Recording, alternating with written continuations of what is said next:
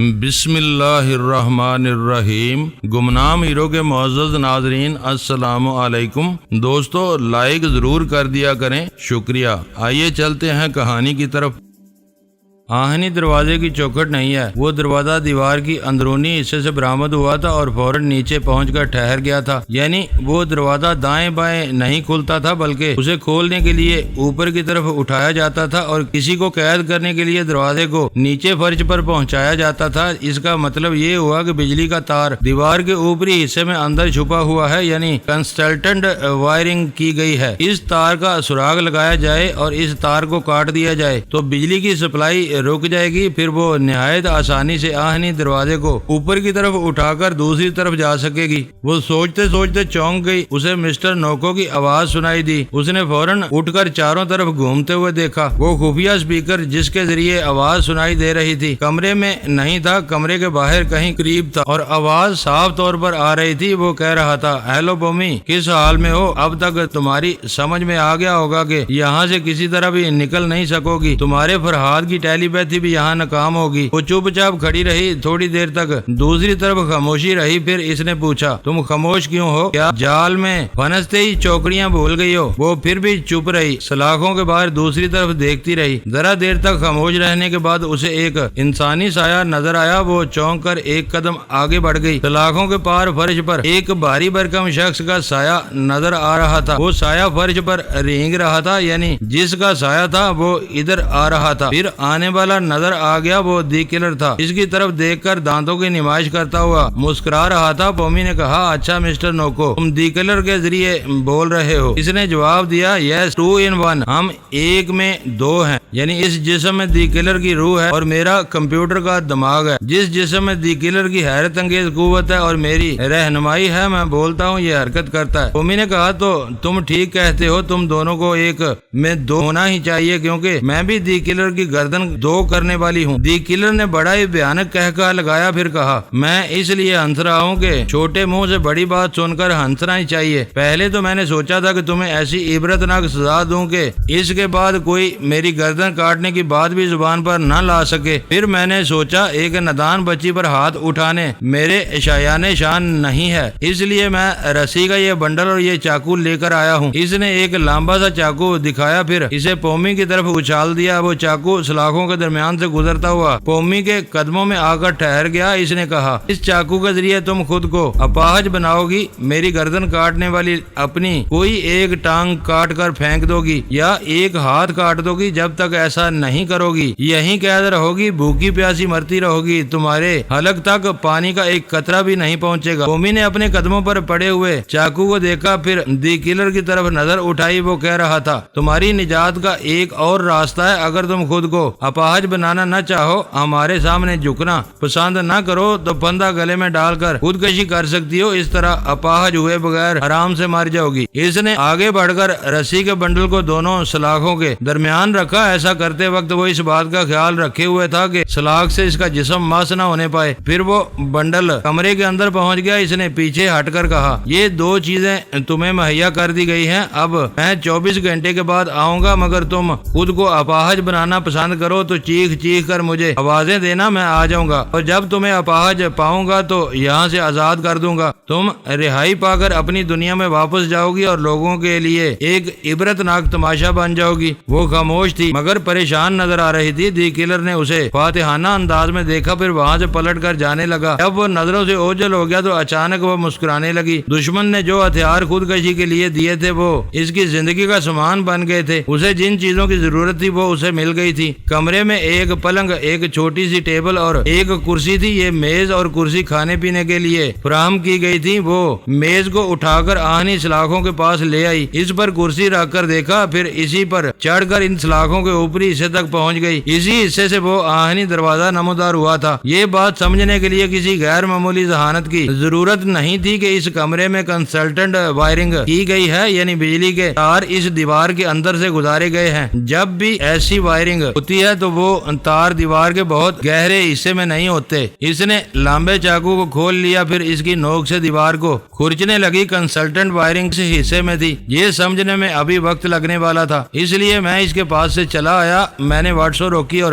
سلیمان جوگو کی خبر لی۔ وہ دونوں اب تک اس محل کے خاص مہمان بنے ہوئے تھے، یعنی انہیں ایک کمرے میں قید کر دیا گیا تھا۔ کمرہ باہر سے مکفل تھا، وہ کھڑکی سے جھانک کر باہر دیکھ سکتے تھے مگر وہاں سے نکل نہیں سکتے تھے۔ ایک بار سلیمان جوگو نے کھڑکی کی چوکھٹ کو توڑنا چاہا تو 4 چین گنے لے کر سامنے کھڑے ہو گئے۔ میں نے واٹسو روکی سے پوچھا کیا شیبہ آئی تھی؟ وہ بہت دیر پہلے میرے پاس تھی، اپنی مصروفیات بتاتی رہی، ابھی تھوڑی دیر پہلے گئی ہے۔ مجھے شیبہ کی آواز سنائی دی، میں پھر آ گئی ہوں۔ میں نے پوچھا کیا کرتی پھر رہی ہو؟ اس نے میرے دماغ میں آ کر کہا میں اس ملازمہ کے دماغ میں پہنچ گئی ہوں جو دی کلر کی دیکھ بھال کرتی ہے، یعنی جب مسٹر نوکو کمپیوٹر کے ذریعے اسے گائیڈ نہیں کرتا ہے اور وہ 3 برس کا بچہ بن جاتا ہے تب وہ ملازمہ اس کی نگرانی کرتی ہے۔ ایسی اور 2 اور عورتیں ہیں جن کی ڈیوٹی بدلتی رہتی ہے، ان میں سے ایک کا دماغ میری مٹھی میں ہے، دوسری ڈیوٹی پر آئے گی تو میں اس کا دماغ میں پہنچ جاؤں گی۔ میں نے تعجب سے پوچھا وہ دی کلر کے متعلق بہت محتاط ہوں گے، اس کی نگرانی کرنے والی عورتیں کبھی منہ سے آوازیں نہیں نکالتی ہوں گی، پھر تم اس کے دماغ میں کیسے پہنچ گئی؟ اسے اتفاق سمجھو میں واٹسو روکی کے دماغ میں تھی، اس سے باتیں کر رہی تھی کہ کمرے کے باہر کسی عورت کی آواز سنائی دی۔ میں نے ذرا توجہ سے سنا تو صاف طور پر ایک فقرہ سنائی دیا، بس اتنا ہی کافی تھا۔ میں نے اس کے دماغ میں چھلانگ لگائی، پتا چلا وہ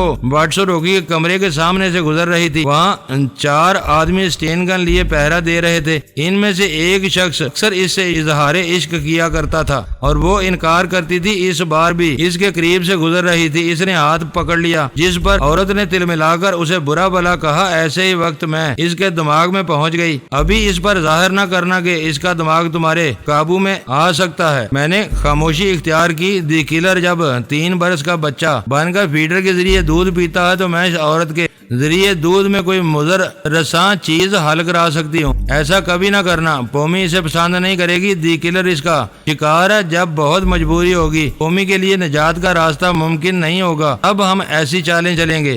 میں پومی کے پاس سے آ رہی ہوں، وہ بہت مجبور ہے، خطرے میں ہے۔ اس وقت ایک دیوار کو چاقو سے کریدتے ہوئے بجلی کے چھپے ہوئے تاروں کا سراغ لگانے کی کوشش کر رہی ہے، وہ اکیلی کچھ نہیں کر سکتی، ہمیں کچھ کرنا ہوگا۔ نہیں شیبہ، میں نے کئی برس کی ریاضت کے بعد عملی میدان میں قدم رکھا ہے اور ایک بہت بڑا چیلنج کیا ہے، یہ چیلنج اسی کے ہاتھوں پورا ہوگا۔ اس نے موضوع بدلتے ہوئے کہا، میں بابا صاحب کا ادارہ چھوڑنے والی ہوں۔ کیا مطلب؟ جناب شیخ صاحب چاہتے ہیں میں ادارے سے باہر رہوں، پھر کسی دن کسی مقام پر تم سے جا ملوں۔ دیکھیں تقدیر ہمیں کہاں ملاتی ہے، تم نیو یارک نہیں آ سکتی اس لیے کہ دشمنوں نے بڑی سختی سے ناکہ بندی کی ہے۔ میں یہ نہیں چاہوں گا کہ تم آؤ اور کسی نئی مصیبت میں گرفتار ہو جاؤ۔ نیو یارک نہ صحیح کسی اور شہر میں ملیں گے، مجھے یقین ہے تم جلد ہی وہاں سے نکل جاؤ گے۔ تم بابا صاحب کے ادارے سے کب آ رہی ہو؟ شاید 2 دن کے بعد۔ جناب شیخ صاحب مجھ پر تنظیمی عمل کرانا چاہتے ہیں، ایک معمولہ بنا کر میرے دماغ میں ایسی اہم باتیں نقش کرانا چاہتے ہیں جو زندگی کے عملی میدان میں کام آئیں گی۔ یہ تمہارے لیے بہتر ہوگا، ایسی اہم باتیں تم کبھی بلا نہیں سکو گی۔ بہرحال اب ہمیں پومی کی طرف توجہ دینا چاہیے۔ میں اس کے پاس پہنچ گیا، شیبہ بھی موجود تھی یا نہیں میں نے معلوم نہیں کیا۔ اتنی دیر میں پومی نے وہ تار ڈھونڈ نکالا تھا جو دیوار کے اندر چھپا ہوا تھا۔ اس نے جہاں تک دیوار کو چاقو سے کھودا تھا وہاں پلاسٹک کا ایک پتلا سا پائپ نظر آ رہا تھا،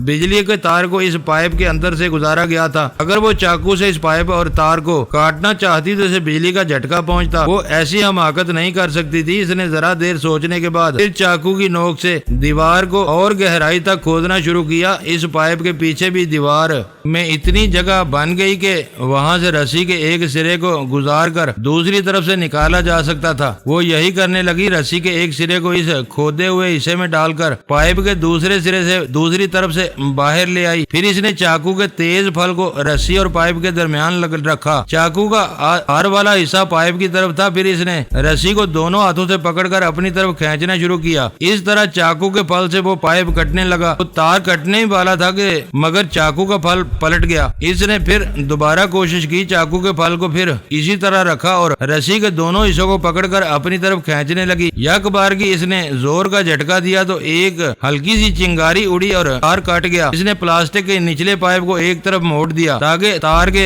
दोनों कटे हुए हिस्से एक दूसरे से मिल ना सके। इसके बाद वो कुर्सी और मेज से नीचे उतर आई। इसने चाकू को आहनी सलाख के पास फेंक कर देखा, वहाँ बिजली की लहर नहीं थी। इसने आगे बढ़कर आहनी दरवाजे को छू लिया। वहाँ क्या था? वहाँ कुछ भी ना था। एक देव कामत दरिंदा जब तक चीखता चिंगाड़ता और हमला करने की धमकी देता है तब तक दिलों पर इसकी दहशत तारी रहती है। जब वो बेजान होकर गिर पड़ता है तो मिट्टी के पहाड़ की तरह होता है जिसे कोई भी खोद सकता है, इसमें से सुरंग बना सकता है। पौमी ने सुरंग बना ली। इसने दोनों हाथों से आहनी दरवाजे को दो सलाखों को पकड़कर उठाने की कोशिश की। वो दरवाजा बहुत भारी था मगर आहिस्ता आहिस्ता उठ रहा था। फिर वो इस हद तक उठ गई कि पौमी फर्श पर फिसलकर दूसरी तरफ निकल सके। इसने ऐसा ही किया। जैसे ही वो दूसरी तरफ गई दरवाजा एक धमाके से फर्श पर वापस आ गया। वो थोड़ी देर तक इसी तरह फर्श पर पड़ी रही। फिर इसने करवट लेकर सर घुमाते हुए इस आहनी दरवाजे की तरफ देखा। दरवाजा वैसे ही बंद हो चुका था, वैसा ही पहले जैसा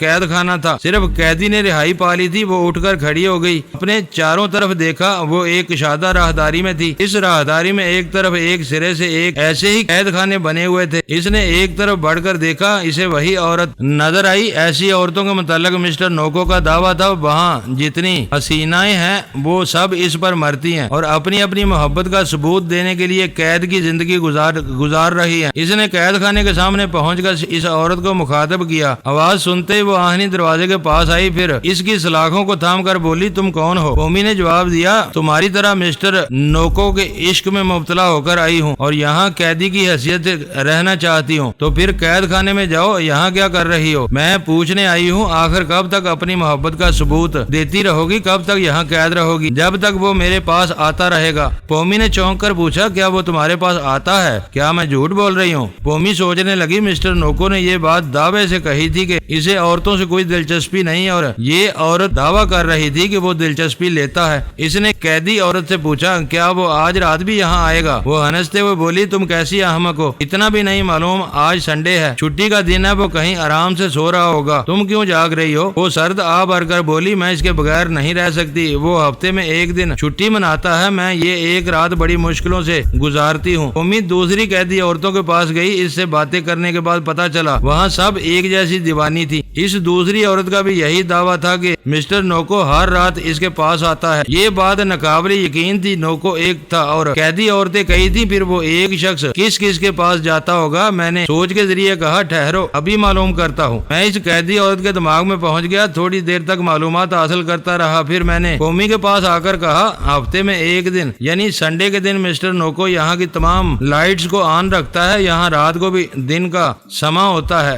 कोई आसपास से गुजरता हुआ नजर नहीं आता। बाकी हफ्ते में 6 रातों को तारीकी रहती है। तारीकी में कैद खाने का दरवाजा खुलता है और मिस्टर नोको कैद खाने में दाखिल होता है। पौमी ने पूछा, अंधेरा क्यों रहता है? मैंने इन औरतों के दिमागों में पहुंचकर मालूम किया है कि हर औरत का ये दावा है कि इस अंधेरे में वो आहनी दरवाजा खोलकर इनके पास आता है। यानी एक नोको सबके पास पहुंचता है। इसका मतलब साफ जाहिर है वो मिस्टर नोको नहीं हो सकता और वो एक शख्स भी नहीं हो सकता, वो कई हैं और मिस्टर नोको बनकर बेहक वक्त तमाम कैद खानों में जाते हैं। इसीलिए इतवार के दिन यानी छुट्टी के दिन वहाँ रात को रोशनी होती थी। बाकी रातों में तारीकी छाई रहती थी। कोई किसी को देख नहीं सकता था। हाँ, एक दूसरे की आवाजें सुन सकता था। यानी वो तमाम नोको एक ही आवाज और लहजे में बोलते होंगे। पौमी ने कहा, लानत है मिस्टर नोको पर। मैं सोच रही हूँ वो दी किलर कहाँ होगा? वो तुम्हारे पास आया था, यकीनन मिस्टर नोको के खास महल में कहीं छुपा कर रखा गया है। एक बात समझ में नहीं आई, मैं जब से किले में दाखिल हुई हूँ मिस्टर नोको स्क्रीन पर मुझे हर जगह देखता रहा है। फिर अभी मैं कैद खाने से निकलने की कोशिश करती और कामयाब होती रही। क्या मिस्टर नोको ने मुझे देखा नहीं होगा? मेरा ख्याल है वो किसी दूसरी जगह मसरूफ है, इसीलिए तुम्हें देख नहीं सका। दी किलर ने मुझसे कहा था कि वो 24 घंटे के बाद आएगा। यकीनन वो इसी महल में है। इसने दूसरे कॉरिडोर की तरफ जाते हुए इधर उधर देखना शुरू किया। वहाँ भी मुख्तलिफ कैद खाने जैसे कमरे थे। हर कमरे के दरवाजे पर आहनी सलाखों वाला दरवाजा था। वो एक दरवाजे के पास से गुजरते हुए ठिठक गई। दी किलर नजर आ रहा था। इसने इस दरवाजे के करीब जाकर देखा। सलाखों वाले दरवाजे के पीछे वो एक आरामदेह बिस्तर पर लेटा हुआ फीडर से दूध पी रहा था। इसके पास खड़ी हुई एक औरत इसके सर को सहला रही थी। आहिस्ता आहिस्ता गुनगुना रही थी जैसे लोरी सुनाकर सुलाना चाहती हो। पोमी थोड़ी देर तक उसे देखती रही, फिर आगे बढ़ना चाहती थी। मैंने कहा रुक जाओ, इस आहनी दरवाजे को हाथ न लगाना। दी किलर को बड़े सख्त हिफाजती इंतजामात के साथ रखा गया होगा। पोमी ने तायद में सर हिलाकर कहा, आज तक जितनी औरतों को कैदी के रूप में देखा है, वो आहनी दरवाजों को थाम कर मुझसे गुफ्तगू करती रही, यानी इनके दरवाजों पर बिजली की लहर नहीं दौड़ रही है। ये कहते हुए इसने लांबे से चाकू को निकाला, फिर उसे खोलकर दरवाजे की तरफ फेंक दिया। जैसे ही चाकू का फल एक सलाख से टकराया, पास ही दीवार पर लगा हुआ सुरख बल्ब जलने बुझने लगा। यक बजक सायरन की आवाज गूंजने लगी। पोमी तेजी से दौड़ते हुए अपने कैद खाने की तरफ गई। वहाँ पहुँचते इसने अपने कैद खाने के आहनी दरवाजे को पूरी कुव्वत से उठाया और अंदर चली गई। मेज और कुर्सी को वापस इनकी जगह रखा, फिर पलंग पर जाकर लेट गई। इस दौरान दौड़ते हुए कदमों की आवाजें सुनाई दे रही थी। मैं पोमी को छोड़कर एक कैदी औरत के पास पहुंच गया। इसके जरिए देखने लगा बहुत से मुसल्ला जवान कैद खाने की राहदारी में आ गए थे। एक ने औरत से पूछा, क्या यहाँ कोई आया था? मैं इस औरत के दिमाग में पहुंच गया। इस औरत ने मेरी मर्जी के मुताबिक जवाब दिया, यहाँ कोई नहीं आया था, मैंने तो किसी को नहीं देखा। दूसरी औरत से भी यही सवाल किया गया। इस औरत ने भी मेरी मर्जी के मुताबिक वही जवाब दिया। मैंने सवाल करने वाले के दिमाग में पहुंचकर दूसरी तरफ की राहदारी में देखा, वहाँ खड़े हुए मुसल्ला जवान इस औरत से सवाल कर रहे थे जो दी किलर के सराहने खड़ी इसका सर सहला रही थी और गुनगुना रही थी। इसने पोमी को नहीं देखा था, इसलिए इसने भी इनकार में सर हिला दिया। मैंने पोमी के पास आकर देखा, वहाँ कहीं स्पीकर के जरिए मिस्टर नोको की आवाज सुनाई दे रही थी। वो कह रहा था, पोमी क्या तुमने कोई चक्कर चलाया है? मैं गहरी नींद में था। खतरे का सायरन सुनकर आंख खुल गई। अब स्क्रीन पर तुम्हें देख रहा हूँ। वो बोली, अच्छी तरह देख लो, स्क्रीन पर मैं भी नजर आ रही हूँ, ये कमरा भी और वो आहनी दरवाजा भी जिसमें बिजली की लहर दौड़ रही है। मैं ऐसे में क्या कर सकती हूँ? तुम ख्वाह मुझसे खौफजदा हो। इसने नागवारी से कहा, मुझे खौफजदा करने वाला कोई पैदा नहीं हुआ। मैं अभी मालूम करता हूँ आखिर ये खतरे का सायरन कैसे बज रहा था। मैं फौरन ही मास्टर वाटसन रोकी के दिमाग में पहुँच गया। अब मिस्टर नोको की आवाज इनके कमरे में सुनाई दे रही थी। वो कह रहा था, मिस्टर वाटसन रोकी और सुलेमान जोगो,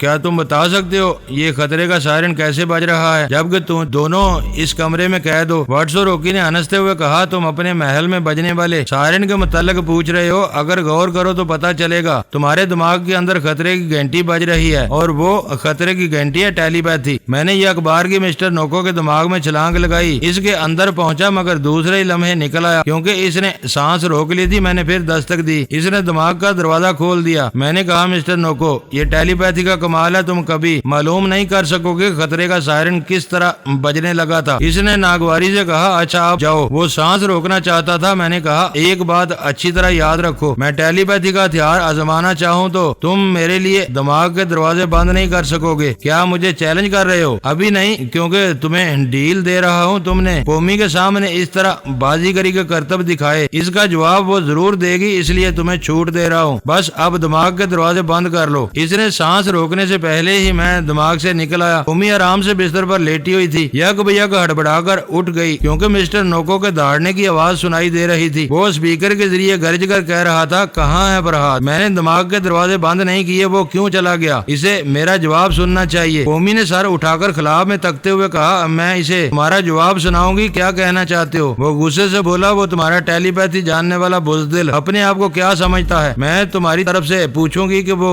अपने आप को क्या समझता है। You shut up. इसने चैलेंज किया है कि तुम मुझे शिकस्त दोगी। मैं कहता हूँ इसे अपनी टेलीपैथी पर इतना ही नाज है तो तुम्हें कैद खाने से निकाल कर दिखाए। पोमी ने कहा, फरहाद इस वक्त मेरे दिमाग में है और कह रहा है कि अभी मुझे निकाल सकता है। यकीन ना हो तो यहाँ आकर देखो, मैं स्क्रीन के जरिए देख रहा हूँ। नहीं, खुद यहाँ तक आओ, तुम्हारे आने तक मैं कैद खाने से निकल आऊंगी और बाहर तुम्हारा इंतजार करूंगी। ये नामुमकिन है। टेलीपैथी का कमाल यही है कि वो नामुमकिन को मुमकिन बना देती है। यकीन ना हो तो यहाँ तक चल कर आओ, मैं अभी आ रहा हूँ। चंद सेकंड के बाद मैंने मिस्टर नोको के दिमाग पर फिर दस्तक दी। वो अपनी ख्वाबगाह से निकल आया था। इसने झुंझलाकर कहा, अब मेरे पास क्यों आए हो? जाओ इसे कैद खाने से निकालो। मैं तुम्हारा कमाल आंखों से देखना चाहता हूँ। मैं ये देखने आया हूँ कि वाकई तुम आ रहे हो कि नहीं। मैं आ रहा हूँ और तुम पोमी की फिक्र करो। अव्वल तो ये हो नहीं सकता कि वो बिजली की लहरों से गुजर कर बाहर आ सके। अगर वो आ गई तो तुम मेरे हाथों से इसे बचा नहीं सकोगे। मुझे इसकी हिफाजत के लिए कुछ नहीं करना होगा। आज तुम पर एक नया इंकिशाफ होगा। इसने चौंक कर पूछा, कैसा इंकिशाफ? ये कि पोमी सिर्फ जिम्नास्टिक के करतब दिखाना ही नहीं जानती, उसे काला जादू भी आता है। क्या? इसने तकरीबन चीख कर बेयकीनी से पूछा। मैंने कहा, अपनी हैरानी बचा कर रखो, इसके सामने जा रहे हो। वो قید خانہ اس کے بیڈ روم سے زیادہ دور نہیں تھا۔ وہ تیزی سے چلتا ہوا ایک راہداری پہنچا، پھر وہاں سے چلتا ہوا پومی کے قید خانے کے قریب آیا تو ایک دم سے ٹھٹک گیا۔ پومی ان سلاخوں سے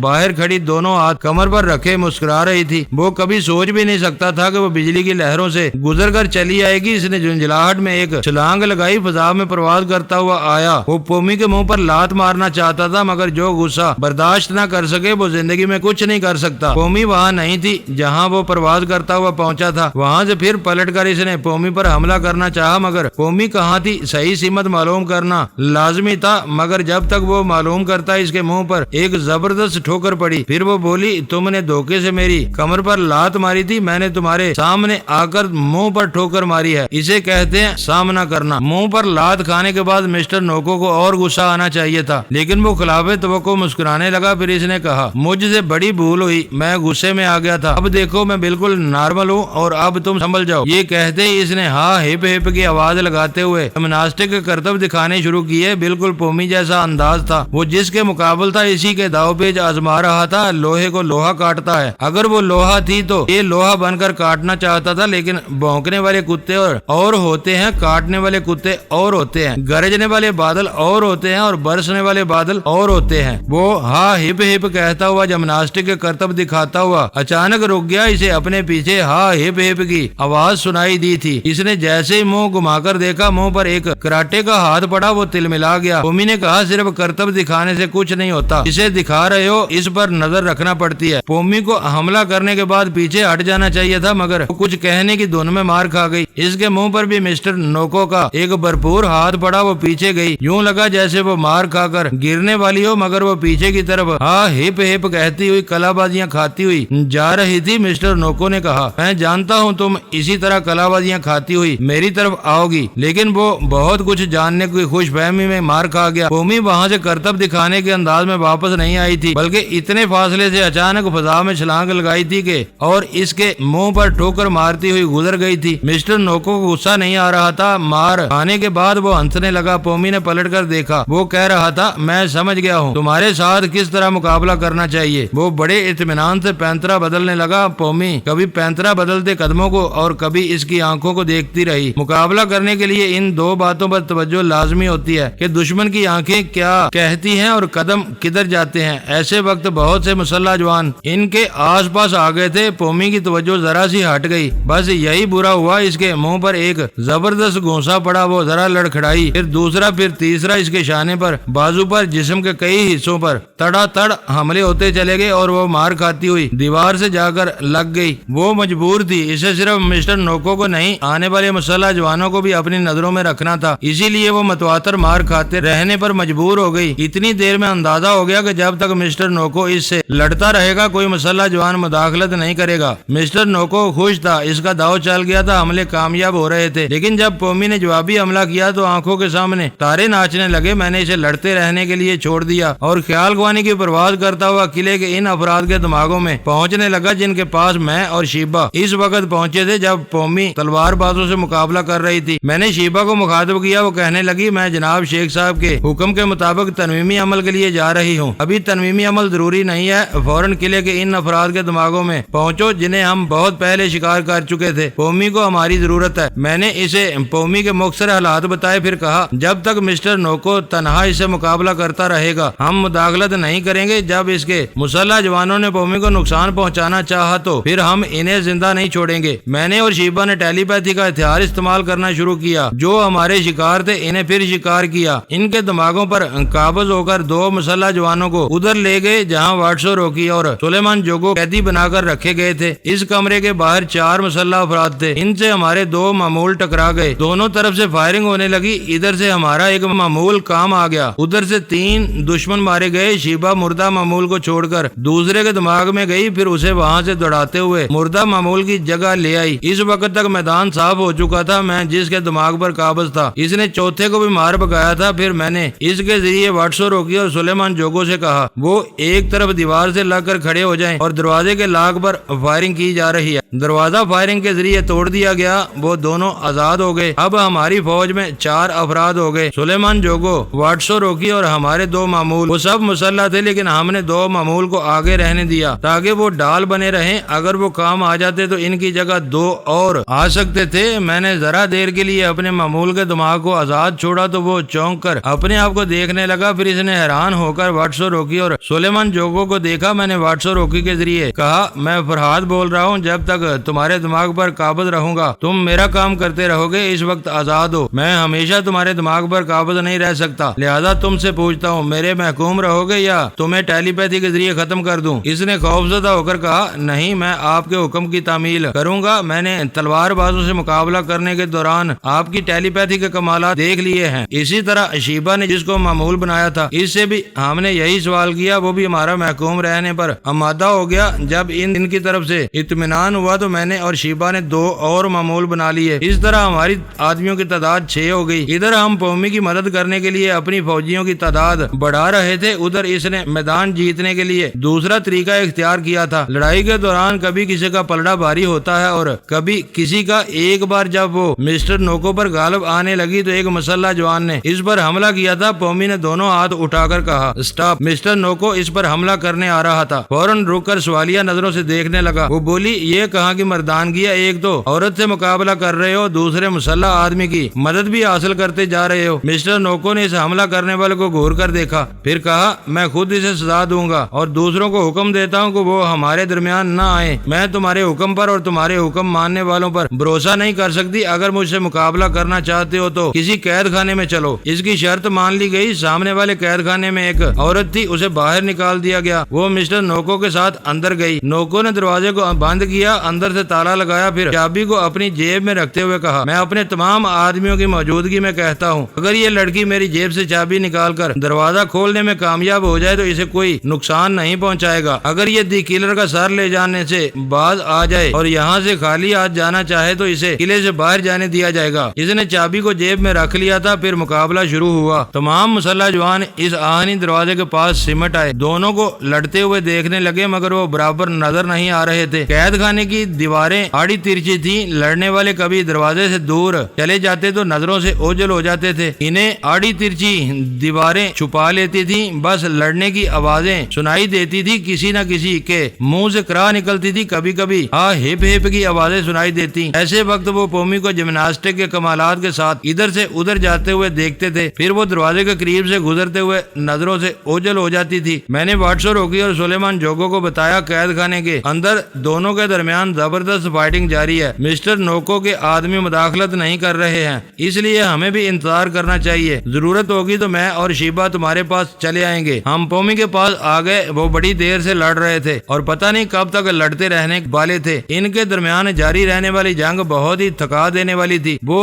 نہیں تھک رہے تھے مگر ہم پریشان ہو رہے تھے۔ پومی نے اب تک خود کو ناقابل شکست ثابت کیا تھا، نوکو کے مقابلے میں بات ایسی نہیں تھی۔ آج اسے معلوم ہو رہا تھا کہ اونٹ کتنا ہی اونچا ہو پہاڑ کے سامنے مختصر ہو جاتا ہے۔ مسٹر نوکو بڑی مہارت سے لڑ رہا تھا اور خود کو پہاڑ ثابت کر رہا تھا۔ اس کے باوجود اپنی زبان سے یہ اعتراف کرتا جا رہا تھا، پومی تم واقعی دلیر ہو، میدان میں ثابت قدم رہنا جانتی ہو، تمہارے ہاتھ کسی چیز کے بنے ہوئے ہیں، فولاد کی طرح لگتے ہیں۔ پومی کو یہی ایک برتری حاصل تھی، ورنہ مسٹر نوکو اس کی طرح لڑنا مرنا جانتا تھا، اس کی طرح کرتب بھی دکھا رہا تھا۔ جتنے داؤ پیچ اسے آتے تھے ان سے زیادہ وہ جانتا تھا، لیکن جب پومی کا ہاتھ پڑتا تھا تو وہ تل ملا کر رہ جاتا تھا، پیچھے ہٹ کر ایک ذرا احساس کمتری میں مبتلا ہو جاتا تھا کہ مقابل میں ایک لڑکی ہے، اگر وہ اسی طرح فولادی ثابت ہوتی رہی تو بڑی سبکی ہوگی۔ تقریباً 2 گھنٹے گزر گئے، دونوں ثابت قدم تھے، ایک دوسرے کو مار رہے تھے اور ایک دوسرے سے مار کھا رہے تھے۔ مسٹر نوکو کے زیادہ حملے کامیاب ہو رہے تھے، پومی اس کے داؤ پیچ میں آ جاتی تھی مگر اس کا کوئی خاطر خواہ اثر نہیں ہوتا تھا۔ لیکن جب پومی کا کوئی حملہ کامیاب ہوتا تھا تو مسٹر نوکو 1-آدھا منٹ تک پینترا بدلنے میں وقت ضائع کرتا تھا تاکہ جو مار کھائی ہے اس کا اثر کچھ کم ہو جائے۔ میری سوچ کی لہریں چپکے سے رینگتے ہوئے اس کے دماغ میں پہنچ گئی۔ مجھے یقین تھا کہ اب وہ اپنے دماغ کے دروازے بند نہیں کر سکے گا، مگر اس نے سوچ کی لہروں کو محسوس کر لیا تھا۔ اس نے سانس روکنے کی کوشش کی، اسی وقت پومی کا ایک ہاتھ اس کے منہ پر پڑا، وہ لڑکھڑا کر پیچھے گیا۔ میں نے کہا، مسٹر نوکو اگر پومی کا ہاتھ نہ پڑتا تب بھی تم سانس روکنے کے قابل نہیں رہے ہو۔ اس کے فولادی ہاتھوں نے 2 گھنٹے کے اندر تمہارے جسم کو دکھتا ہوا پھوڑا بنا دیا ہے۔ یہ لڑکی ایک کدال کی طرح ہے جو دھیرے دھیرے تمہارے وجود کو اندر سے کھودتی جا رہی ہے، تم نادانستگی میں اندر سے کھوکھلے ہوتے جا رہے ہو۔ پومی پھر حملہ کرنے کے لیے بڑھ رہی تھی، مسٹر نوکو نے ہاتھ اٹھا کر کہا، رک رک جاؤ، مسٹر فرحاد میرے دماغ میں ہے۔ پومی نے چونک کر اس کے سر کو دیکھا، پھر کہا فرحاد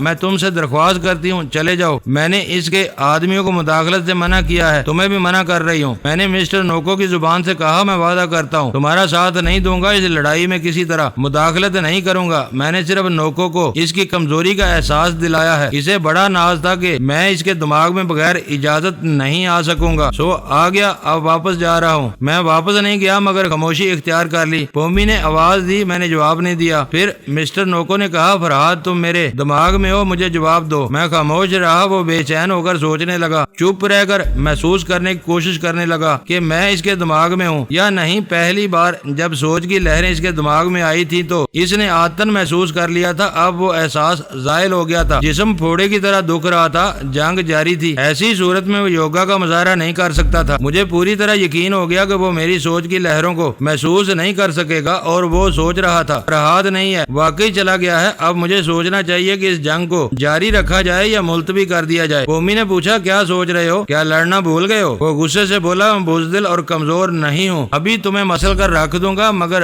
پہلے فرحاد کو محسوس کرنا چاہتا ہوں، شاید وہ چپ چاپ میرے دماغ میں چھپا ہوا اور کسی طرح مجھے کمزور بنا دے، ذرا انتظار کرو۔ پھر وہ اپنے طور پر چپ چاپ سوچنے لگا، اب تک میں خوش فہمی میں مبتلا تھا کہ پومی پر غالب آ جاؤں گا، فرحاد نے مجھے کمزوری کا احساس دلایا ہے اور میں تسلیم کرتا ہوں کہ اس کے فولادی ہاتھوں نے مجھے رفتہ رفتہ کمزور بنایا ہے اور مجھے اس کمزوری کا احساس تک نہیں ہوا۔ سچ کہتے ہیں انسان کو خوش فہمی میں مبتلا نہیں رہنا چاہیے۔ وہ پومی کو دیکھنے لگا اور سوچنے لگا مجھے اس مقابلے کو کسی بہانے ختم کرنا ہوگا، مجھے کھوئی ہوئی توانائی دوبارہ بحال کرنا ہوگی۔ یہ سوچتے ہی اس نے کہا نہیں یہ بے ایمانی ہے، میں تم سے نہیں لڑوں گا۔ پومی نے پوچھا ایسی کیا بات ہو گئی، کیا فرحاد تمہیں نقصان پہنچا رہا ہے؟ ابھی نہیں پہنچا رہا ہے مگر وہ میرے دماغ میں ہے، جب بھی تم پر حملہ کروں گا وہ میرے حملے کو ناکام بنا دے گا۔ یہ تو کوئی بات نہ ہوئی، اگر تم حملہ کرو اور ناکام رہو تو اس کا مطلب یہ نہیں ہے کہ فرحاد نے تمہیں کمزور بنایا ہے، میں خوب جانتا ہوں تم اس کی حمایت کرو گی کیونکہ وہ